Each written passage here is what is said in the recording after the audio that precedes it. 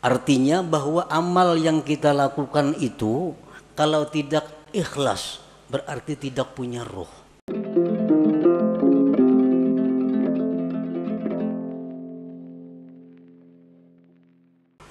Para muhibbin rahimakumullah,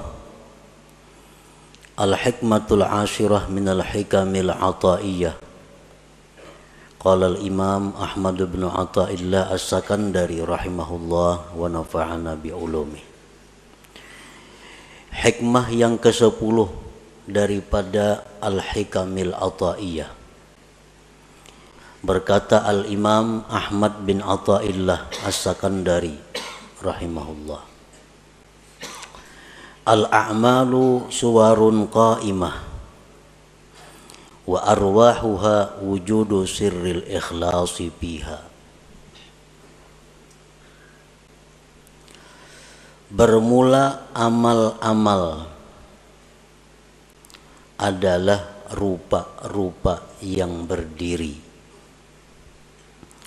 dan roh-roh itu amal adanya sirrul ikhlas pada amal itu. Nah, para muhibbin rahimakumullah, dimaksud dengan apa yang disebutkan oleh Al-Imam Ahmad ibnu Athaillah tadi adalah al-a'malul jismaniyatu wal qalbiyatu ajsadun. Bermula amal-amal, baik itu amal-amal berupa jismani seperti sembahyang, membaca Al-Quran, itu disebut amal jismaniyah. Ataupun amal-amal berupa qalbiyah, amal-amal hati seperti tobat,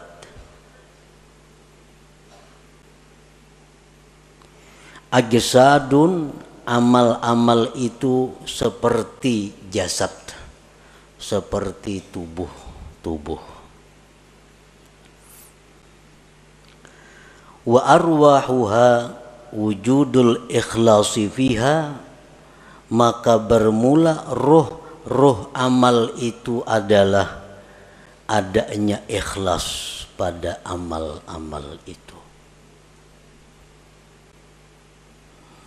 Fal ajsadu bila arwah sakitatun mayitatun. Bermula jasad dengan tidak ada rohnya, maka itu akan jatuh gugur dan mati. Wa kadzalikal a'mal, demikian pula amal-amal, la qiyamalaha, tidak ada tegak dengannya, illa biwujudil ikhlasi fiha, melainkan dengan adanya ikhlas pada amal-amal itu. Nah, para muhibbin rahimakumullah, Imam Ahmad ibnu Athaillah mencontohkan amal perbuatan kita ini, baik yang jismani atau yang rohani, itu seperti tubuh, seperti jasad. Sedangkan rohnya adalah ikhlas. Artinya bahwa amal yang kita lakukan itu kalau tidak ikhlas berarti tidak punya roh. Jasad yang tidak punya roh itu akan dikubur, akan tidak bisa dimanfaatkan. Nah, demikian pula amal ibadah kita yang tidak ada ruhnya, tidak ada ikhlasnya, akan tersia-sia, tidak diterima di sisi Allah Subhanahu wa ta'ala.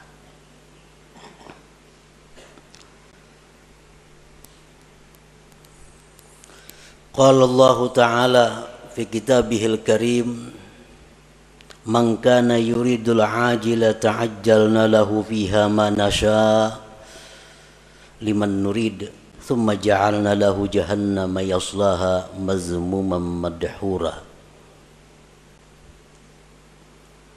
Barang siapa yang beribadah kepada Allah, sembahyang, puasa, membaca Al-Quran, menuntut ilmu, beriktikaf, bersadaqah, berwakaf.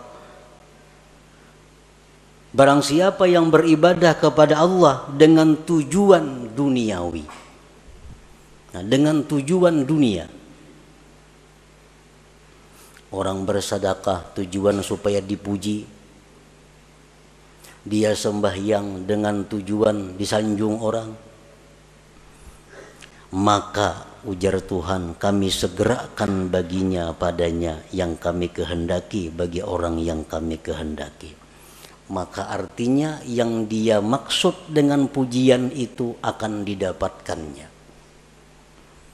Dia sembahyang ingin dipuji orang, maka pujian itu akan datang kepadanya.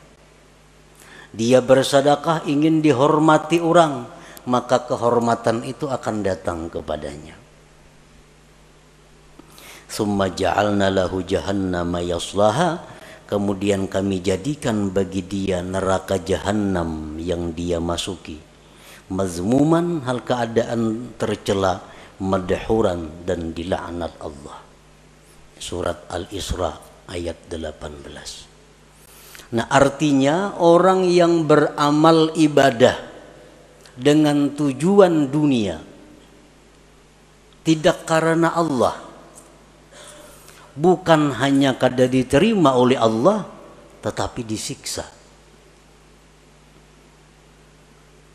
Faqad bayyanallahu ta'ala fi hadhil ayah anna man 'amila li ghairi wajhillah fala thawaba lahu fil akhirah wa ma'wahu jahannam. Sungguh menjelaskan Allah pada ini ayat, barang siapa yang beramal bukan karena Allah, tidak ada pahala baginya di akhirat dan tempatnya adalah jahannam.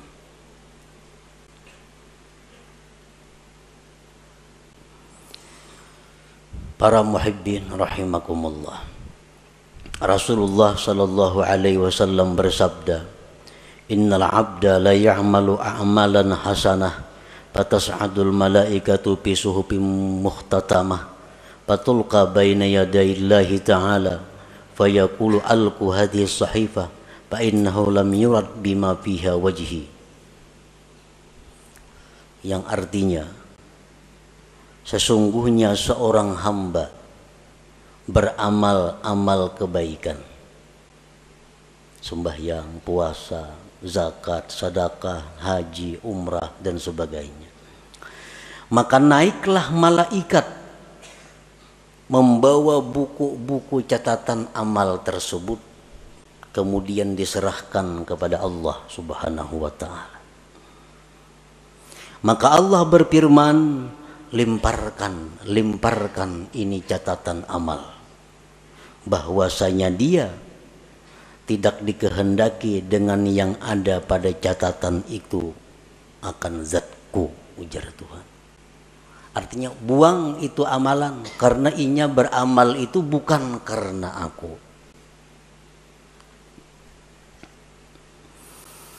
Waqala Rasulullah sallallahu alaihi wasallam, idza kana akhiruz zaman sarat ummati thalasa firaq, firqatun ya'buduna Allah khalisa, wa firqatun ya'buduna Allah riya'a, wa firqatun ya'buduna Allah liyastaqilu bihin nas.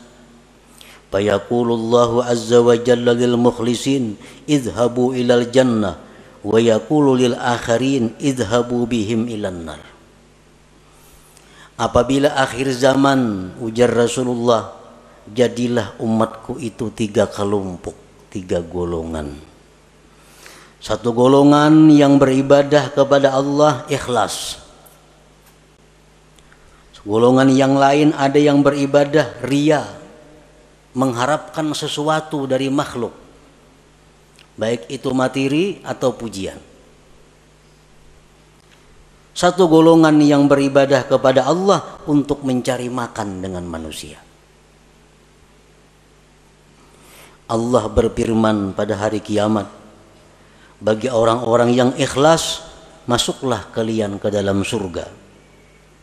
Dan Allah berfirman bagi yang lainnya, pergilah dengan mereka itu ke dalam api neraka. Para muhibbin rahimakumullah. Dengan dalil-dalil ini jelas bahwasanya ikhlas itu adalah satu kewajiban yang mesti ada dalam setiap amal ibadah. Tanpa ikhlas, amal ibadah itu tersia-sia dan kita pun akan disiksa oleh Allah Subhanahu wa ta'ala. Nah, para muhibbin rahimakumullah, dengan demikian kita wajib belajar apa itu ikhlas. Dan kita wajib berusaha untuk bisa mendapatkan ikhlas itu, agar kita menjadi orang yang selamat di akhirat nanti. Nah, berbagai macam pendapat para ulama tentang ikhlas itu apa. Satu syekh mengatakan ikhlas itu ini. Ada lagi imam ini mengatakan ikhlas itu macam ini. Ada lagi seorang guru menyatakan ikhlas itu macam ini. Nah, kita ambil dari sekian banyak pendapat tentang ikhlas itu satu pendapat daripada para imam-imam itu. Al-ikhlasu ala salasi darajat. Ikhlas itu 3 tingkat. 3 tingkatan. Yang pertama disebut darajatil awam. Ikhlas tingkatan orang awam. Ini ikhlas sudah ada punya harga di sisi Allah, walaupun murah daripada tingkatan yang berikutnya, tapi sudah dihargai oleh Allah. Kita beribadah sembahyang, kita pakai ikhlas orang awam, itu sudah berharga, cuma harganya lebih murah dibanding ikhlas tingkatan-tingkatan yang berikutnya. Nah, ikhlas orang awam ini artinya adalah ifradul haq bi kasdil ibadah ma'a talabil huzuzid dunyawiyyati wal ukhrawiyyah ka hifzil badan wal mal wa sa'atir rizq wa dukhulil jannah wan najati minan nar. Ikhlasnya orang awam itu adalah mengesahkan Tuhan pada tujuan ibadah. Memang inya beribadah itu tujuannya adalah semata-mata karena Allah, tidak ada karena yang lain. Nah, inya sembahyang karena Allah, tetapi beserta menuntut bahagian duniawi dan ukhrawi. Inya sembahyang karena Allah. Di samping itu, mudahan diluaskan Allah rezeki, mudahan dipeliharakan Allah harta nang ada, mudahan mati masuk ke surga, mudahan terhindar daripada api neraka contohnya. Nah, ini sudah ikhlas untuk golongan orang-orang awam. Inya bazakatunya karena disuruh Allah, perintah Allah. Tetapi ini ada minta kepada Allah. Dengan berzakat ini dia minta kepada Allah agar hartanya bertambah, hartanya terpelihara, hidupnya selamat dunia dan akhirat. Nah, ini ikhlasnya orang awam. Beribadah semata-mata hanya karena Allah, tetapi ada minta macam-macam dengan Allah, baik itu urusan duniawi atau ukhrawi. Nah, ini sudah masuk ikhlas, walaupun ikhlas yang paling rendah.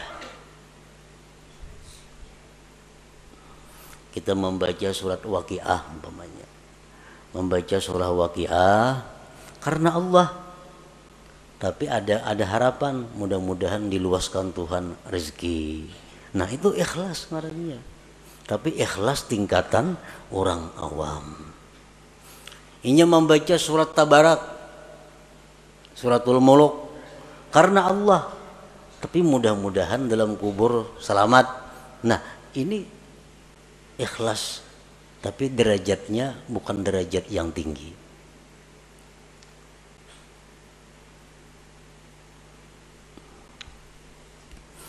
Yang kedua, darajatul khawas, derajat ikhlas orang khawas. Ifradul haqqi fil ibadah ma'a talabil huzuzil ukhrawiyah kadukhulil jannati wan najati minan nar wal ma'rifati wal musyahadati wa ghairiha. Ikhlas tingkatan yang kedua tertinggi ini, talarang Allah menghargai daripada yang pertama tadi. Nah, ikhlas derajat yang kedua ini adalah mengesahkan Allah pada ibadah. Artinya inya beribadah itu semata-mata hanya karena Allah, kada karena yang lain. Tetapi serta tuntutan akhirat, masuk surga, selamat daripada api neraka, diberi Tuhan ma'rifat, diberi Tuhan musyahadah. Nah ini yang dituntutnya kepada Allah. Nya berzikir babanya 1000 sehari atau 10.000 sehari, la ilaha illallah, la ilaha illallah. Tujuannya apa berzikir ini? Karena Allah. Allah nyuruh berzikir. Tapi inya minta kepada Allah agar diberi ma'rifat kepada Allah, agar diberi musyahadah. Nah ini ikhlas tapi menurut tingkatan khawas ngarannya. Belum lagi sampai ke derajat yang tertinggi daripada ikhlas itu. Tapi sudah ikhlas ngarannya. Ya tadi orang membaca surah Tabarak supaya dalam kubur selamat daripada fitnah kubur. Nah ini ikhlas. Tuntutan akhirat. Ini ikhlas derajat khawas ngarannya. Inya kadada dalam ibadah itu minta kepada Allah urusan dunia kadada. Nah, beribadah kepada Allah karena Allah, nang dimintanya kepada Allah urusan akhirat. Kadada urusan disihatkan badan, kadada urusan dimurahkan rezeki, kadada urusan berdagang supaya payu, kadada. Urusannya apa? Inya beribadah nih karena Allah, nang dimintanya kepada Allah urusan akhirat. Nah ini ikhlas tingkatan yang nomor 2. Ini lebih hebat daripada yang pertama tadi. Yang ketiga, darajatul khawasil khawas. Nah ini derajat yang tertinggi. Tahqiqul ubudiyah wal qiyamu bi huquqir rububiyah fil ibadah. Dia beribadah itu semata-mata memantapkan kehambaannya dan mendirikan dengan hak Tuhannya. Aku beribadah ini semata-mata karena Allah dan aku ini adalah hamba Allah, titik. Perkara masuk surga, perkara neraka itu kada tahu urusannya. Nah inya berzikir karena menjunjung perintah Allah, habis ingat situ. Inya sembahyang, aku semata-mata menjunjung perintah Tuhan karena aku nih hamba, aku mesti sembahyang. Habis ingat situ. Kadada macam-macam lawan Tuhan tuh kehendak permintaan kadada. Nah inilah derajat ikhlas yang tertinggi itu. Nah para muhibbin rahimakumullah. Jadi apapun di antara derajat ikhlas yang 3 macam itu apabila ada di dalam amal ibadah kita, maka amal ibadah kita itu sudah hidup, sudah punya roh. Artinya ada harga di sisi Allah Subhanahu wa taala. Kita membaca Quran, di dalam situ ada ikhlas, walaupun derajat-derajat orang awam sudah selamat. Apalagi kita membaca Quran, di situ ada ikhlas derajatnya orang khawas, lebih larang lagi Allah menghargai. Apalagi ikhlas nang nomor 3 makin larang lagi harganya. Nah, makanya ibadah itu dibalas 10, bisa 70, bisa 100, bisa lebih pada itu, tergantung mutunya ibadah itu, tergantung kualitasnya ibadah itu. Para muhibbin rahimakumullah. Nah, jadi kita sudah tahu pentingnya ikhlas tadi. Pentingnya kita beribadah itu karena Allah. Kalau kada macam itu, sembahyang kita ditolak dan kita disiksa. Kita puasa kada karena Allah, puasanya ditolak dan kita disiksa. Kita bersedekah kada karena Allah, berbagi-bagi duitnya, tapi kada karena Allah, duitnya kada diganti Tuhan, berpahala kada, disiksa, duitnya habis. Kalau orang tuh bersedekah karena Allah, akan mendatangkan kelapangan, mendatangkan kebahagiaan, karena Allah. Tapi kalau orang ini membagi-bagi duit, membagi baras, membagi apa, kada karena Allah, ujung-ujungnya bisa gila, bisa stres, karena kada karena Allah. Nah, ini akibatnya dalam dunia pun sudah menderita.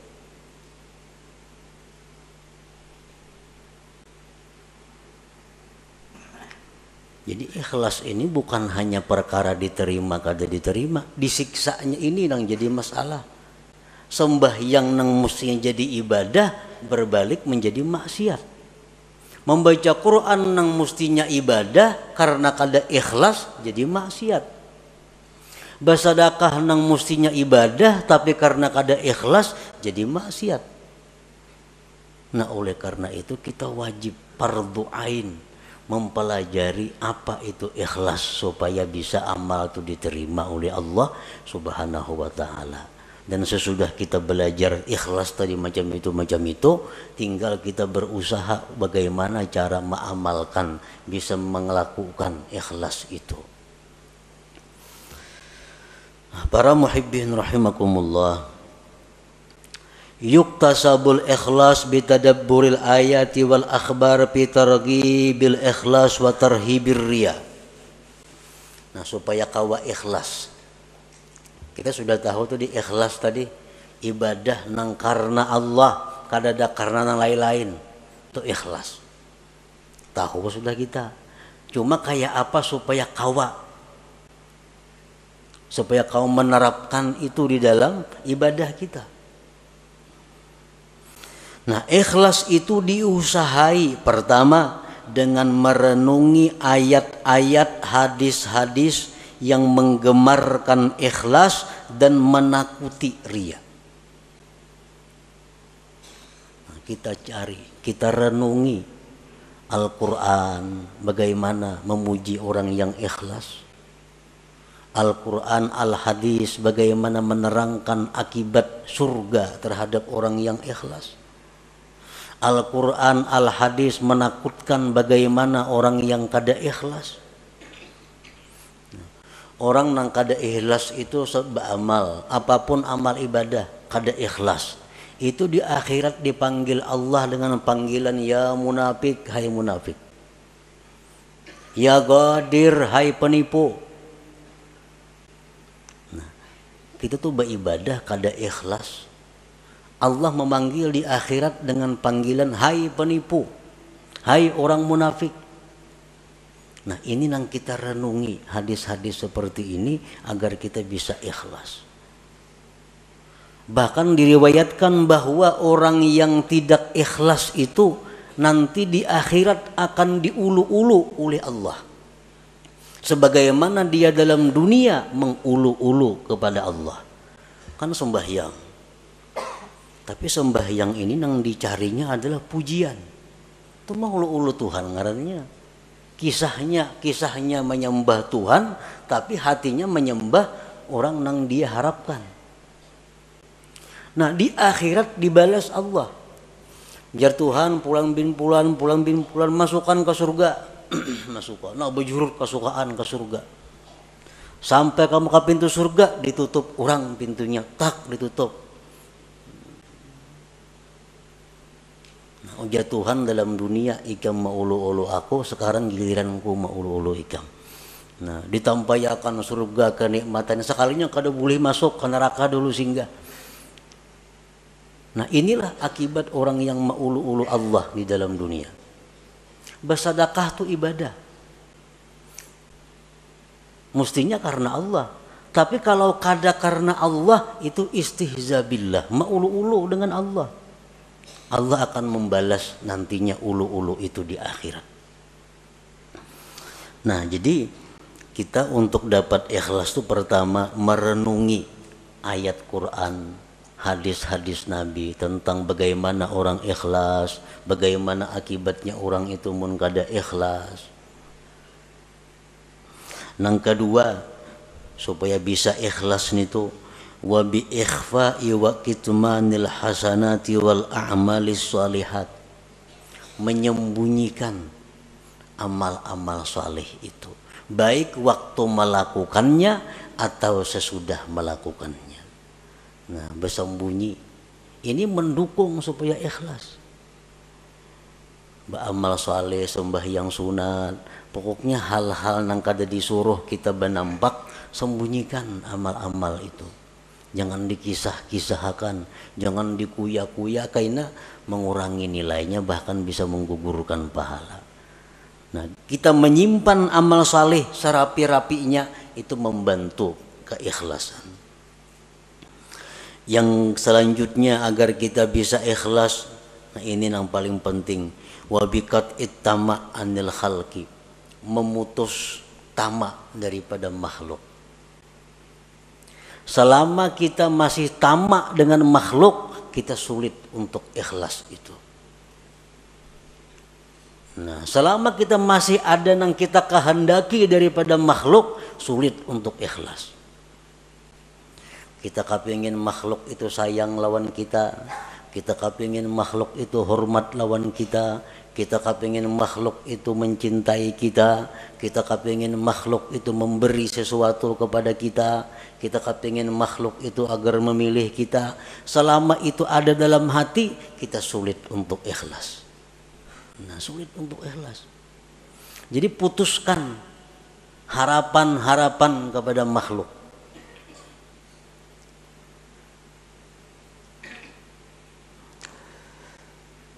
Wa bidawamir riyadhati wal mujahadah, dan juga dengan selalu latihan dan berjuang. Jadi ikhlas ini mesti dilatih dan berjuang. Dikisahkan bahwa salah seorang salihin ini sembahyang berpuluh-puluh tahun hanya di saf pertama, sembahyang berjamaah. Saf kedua kada biasa, apalagi masbuk makin kada. Selalu di saf pertama. Suatu hari sidin ada talambat, padahal sudah 10 tahun lebih selalu di saf pertama sembahyang berjamaah. Suatu hari ada masalah sehingga datang ke masjid masbuk. Lalu ujar sidin, aku merasa supan masbuk nih, merasa supan karena mahir di saf pertama. Sekarang masbuk aku merasa supan. Nah, begitu merasa supan, lalu sidin menyimpulkan bahwa yang selama ini aku sembah yang di saf pertama itu adalah riya, bukan karena Allah. Buktinya aku hari ini supan sembahyang masbuk. Lalu ujar sidin, sembahyang yang sekian puluh tahun tadi aku qadha hari demi hari, aku hari demi hari diqadha. Nah, ini ngarannya adalah riyadhah wal mujahadah. Nah, kita sembahyang ada tadi asa ada riyanya, ulangi sembahyang biasa. Nah, di rumah surangan sampai bujur-bujur murni sembahyang kita. Kita tadi berzikir, kita tadi membaca Quran di tengah orang banyak, tadi rasanya asa ada riya nih, kayaknya di kamar buliki sorangan membaca. Nah ini riyadhah wal mujahadah, untuk mendatangkan ikhlas ke dalam diri kita. Nah kemudian lagi supaya bisa ikhlas itu adalah wad du'a ilallah ayyarzuqahul ikhlas. Lawan Tuhan minta, Allahumma rzuqnil ikhlas bil a'mal, ya Allah berikan aku ikhlas pada amal-amal. Ini perlu lawan Tuhan, karena kalau Allah memberi satu mat saja. Allahumma rzuqni al ikhlasa bil a'mal, ya Allah aku minta ikhlas pada segala amal. Selanjutnya lagi yang mendatangkan ikhlas adalah suhbatul mukhlisin, bakawan lawan orang-orang ikhlas. Mun bakawan lawan orang nang katujuria menjangkit katujuria juga. Kawani orang-orang nang ikhlas, maka itu akan membawa ikhlas kepada diri kita. Wal iktifa bi ilmillahi ta'ala, dan ikhlas itu juga didatangkan dengan merasa cukup dengan ilmu Allah, merasa cukup dengan tahunya Allah. Aku nih beramal bila Tuhan tahu saya kung cukup dah, yang lain biar kadang tahunya. Nah ini iktifa bi ilmillah. Bila kita kau macam itu ikhlas. Aku beribadah kada penting manusia, kada penting orang lain tahu. Bila Allah saya kung tahu cukup sudah. Nah jadi itu jalan-jalan untuk mendapatkan ikhlas tadi.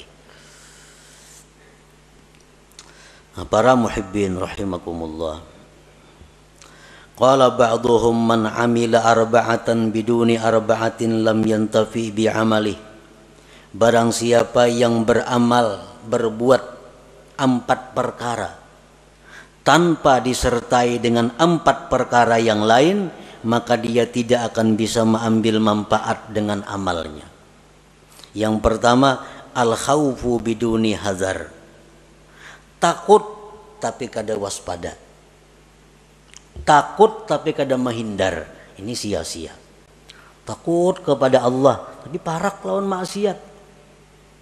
Kalau takut kepada Allah itu jauhi maksiat. Bagaimanapun kita takut kepada Allah tapi kada berjauh dengan maksiat, itu kada bermanfaat takutnya itu. Yang kedua, ar-raja biduni talab, mengharap tapi kada mencari. Mengharap rahmat Allah di bakalumbun di kalambu.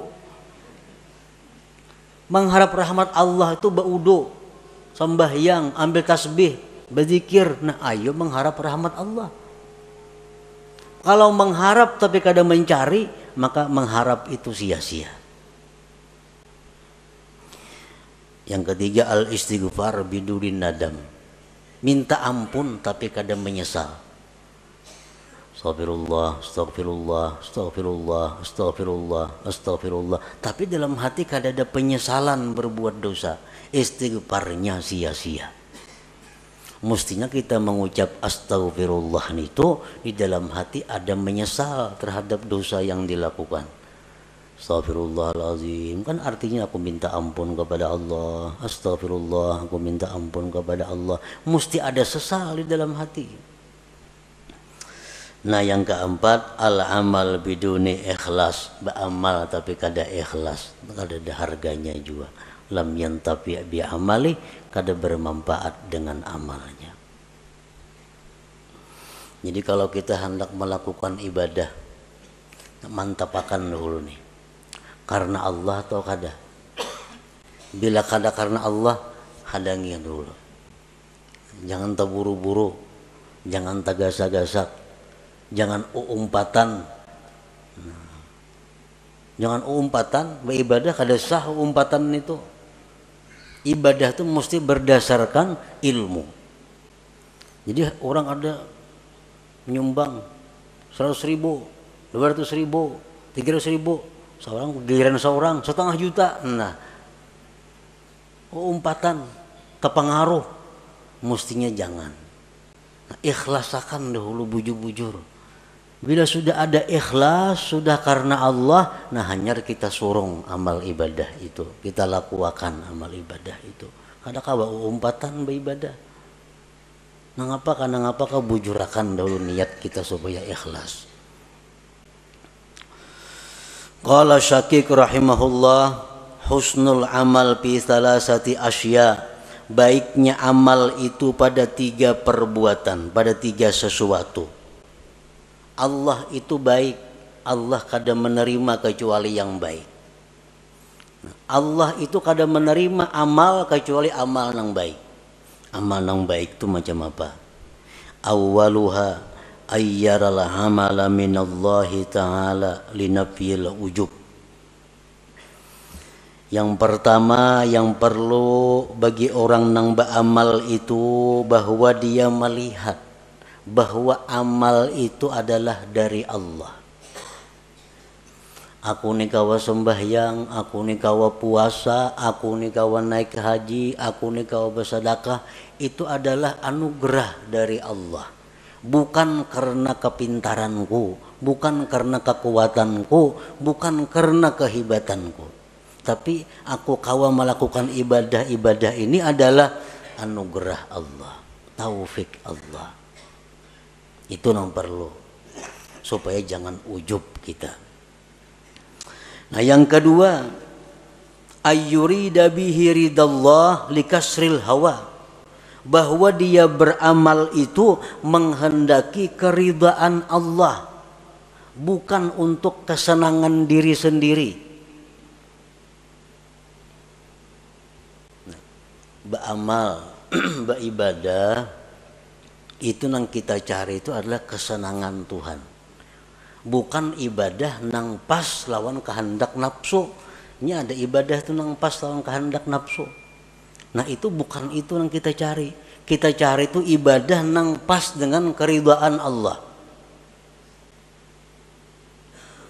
Kayak orang sembahyang rajin di masjid-masjid tuh, pembelakangan ketujuh duduk bersandar nyaman di tawing tuh.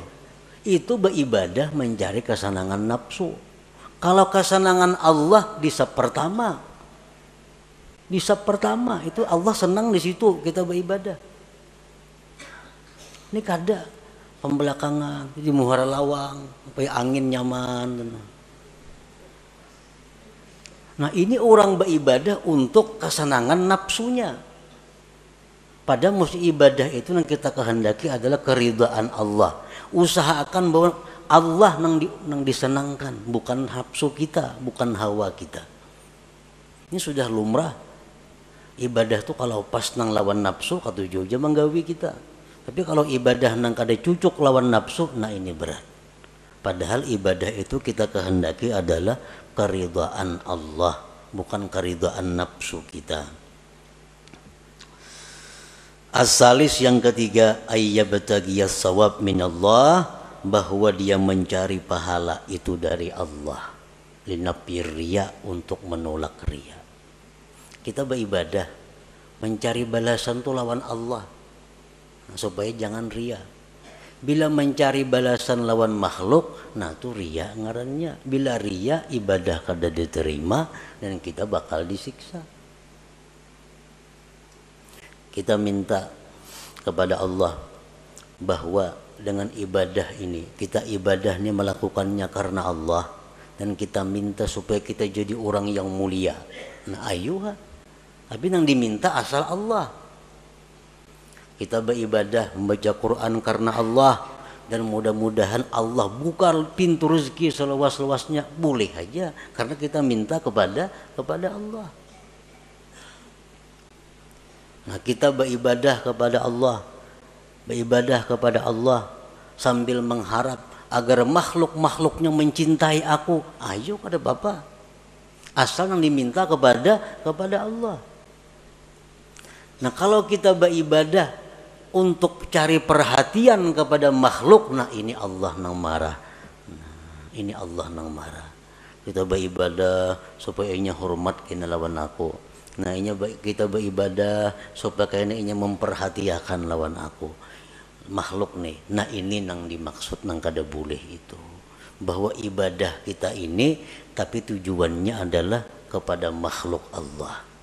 Nah, bila ibadah yang demikian itu ada pada kita, maka ibadah itu macam orang mati. Arti orang mati apa? Dipatak, dikubur, tidak bisa dimanfaatkan apa-apa. Nah, ibadah yang ikhlas itu adalah ibadah laksana jasad yang punya roh. Jasad yang punya roh adalah jasad yang bergerak, yang bermanfaat. Nah, ibadah yang punya roh ikhlas adalah ibadah yang bisa kita ambil manfaat baik di dunia dan di akhirat.